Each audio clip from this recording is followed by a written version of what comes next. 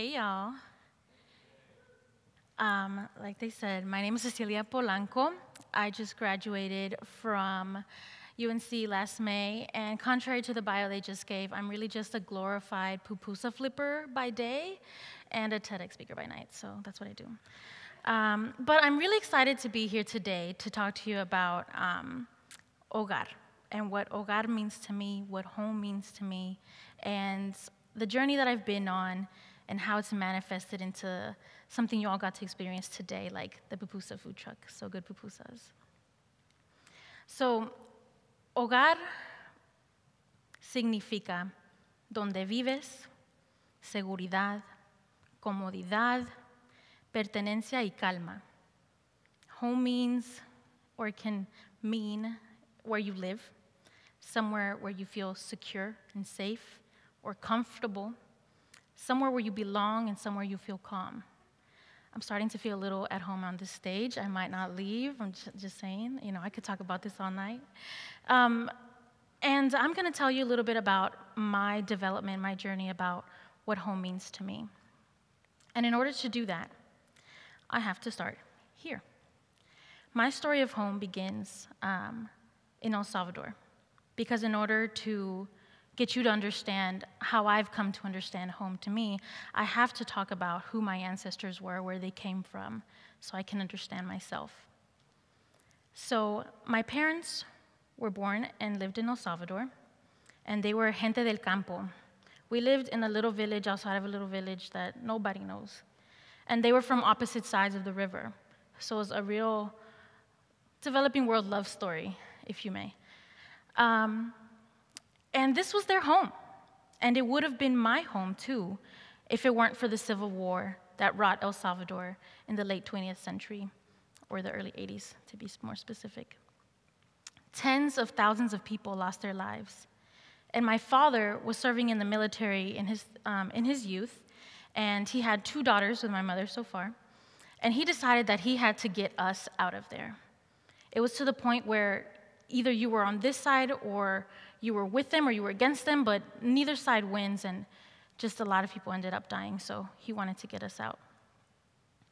At 26, he decided to leave El Salvador.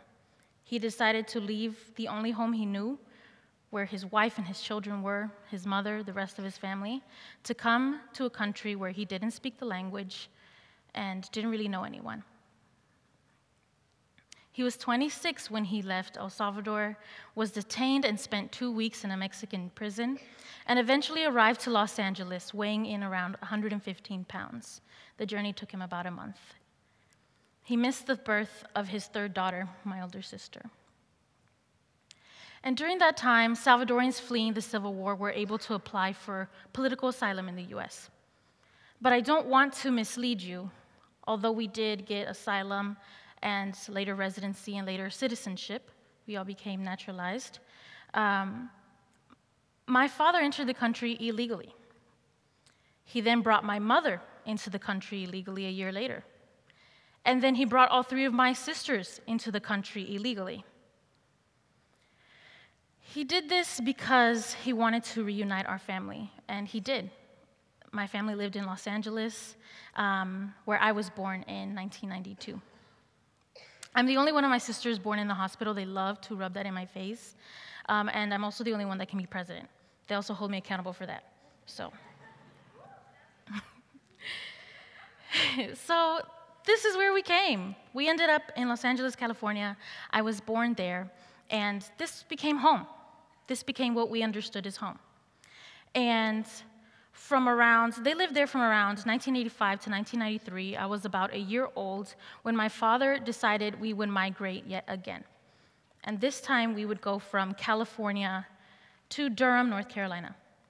And after his journey from Central America to Los Angeles, I was like, what made you decide to get up and go, and not just to like Nevada or Arizona, but to North Carolina in the early 90s? And it was opportunities, job opportunities, and he told me, I didn't take my family out of El Salvador, fleeing danger, fleeing death, fleeing that threat of death, to then be faced with race riots and gang violence in Los Angeles. That's not the future that he was searching for his sister.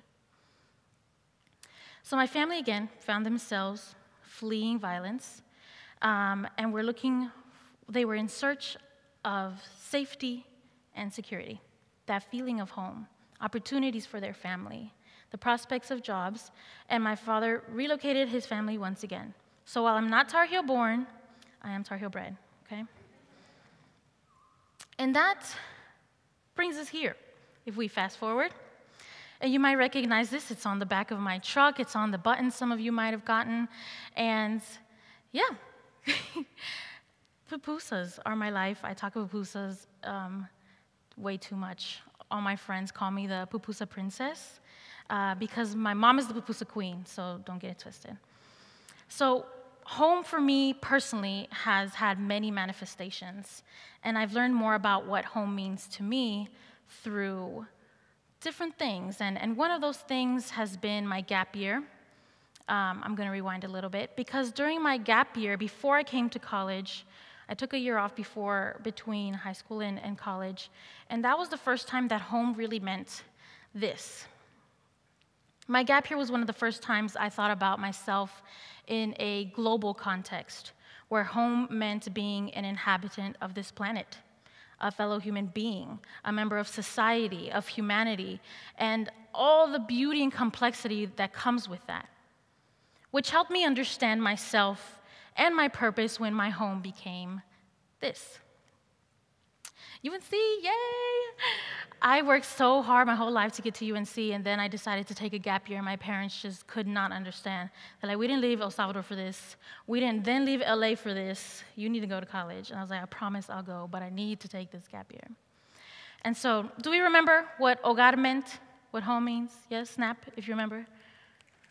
Security, safety, feeling like you belong, feeling calm. So snap if you at some point have felt that way at Carolina. You felt at home. Okay, a little bit. Snap if at some point you have felt the opposite, whether you felt vulnerable or uncomfortable or out of place. What does that mean about home now? What does that mean about Carolina? Can Carolina truly be our home, even if for a little while, if we're feeling kind of this whole spectrum of emotion? I, like many of you, have had a multitude of experiences and feelings while at UNC across the spectrum of secure and vulnerable, comfortable and out of place. I realized ways in which, in my life, there are some circumstances in which I was disadvantaged, but also some circumstances in which I had many advantages. I recognized ways in which I was privileged, and that helped me place myself in society. As a Tar Heel, as a scholar, as a woman of color, and that things were at play that were much bigger than my individual actions. There are things at play that are systemic, institutional, and hard as hell to change. And yet I, and you, have agency to change those circumstances and those situations. We can influence and change the outcomes of our circumstances and those of the people around us, especially here at home. Home for me is the United States. It is North Carolina. It is UNC. It is Durham. And it is pupusas. I've been eating pupusas my entire life, and I thought that after starting this food truck, I would get tired of it, but I don't, and it's a problem because I can have them all the time, nonstop. Please go finish the pupusas that are on that truck, because if I take them home, it's gonna be a problem. So, pupusas signify home for me. They represent my mother, who makes the best pupusas. My sister made these today, so hers are all right, hers are good too. And my mother, who has also taught me the tradition of making pupusas, traditions which take effort, they take time, they take investment of learning something that's difficult. So that's how we maintain and pass on our traditions. And I feel safe, I do. I feel comfortable when I'm eating pupusas. I'm calm, and I'm like, yes, pupusas. So I love it. Food is a powerful symbol of home for many. And what better way to be a businesswoman What better way to be an entrepreneur? And what better way to make a difference in this world than with this staple of the Salvadorian diet, to make some people who have never tried them feel a little vulnerable, feel a little out of place, while simultaneously making the Salvadorian diaspora very, very happy. I run a social justice food truck called Good Pupusas and a nonprofit scholarship fund called Pupusas for Education.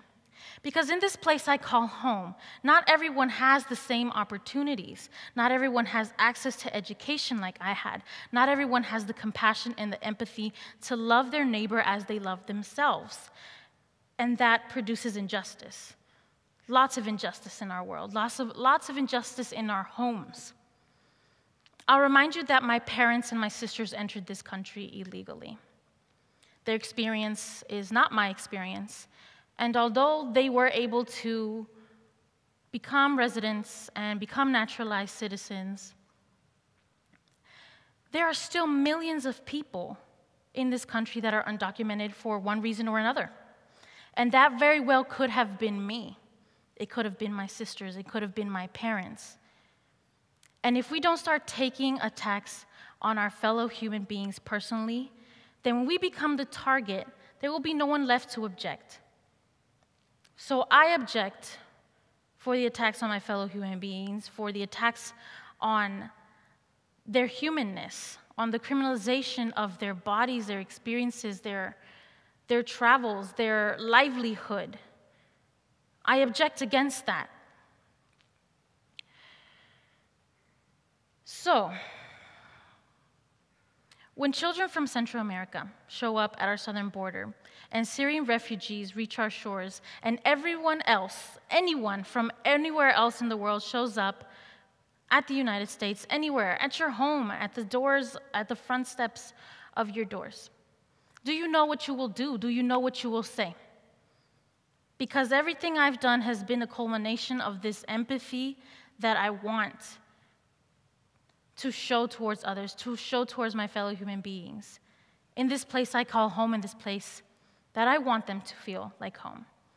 So when the people show up, when anyone comes seeking anything, who has felt attacked or anything like that, what will you say? Because I know what I will say. I will say, welcome home. Thank you.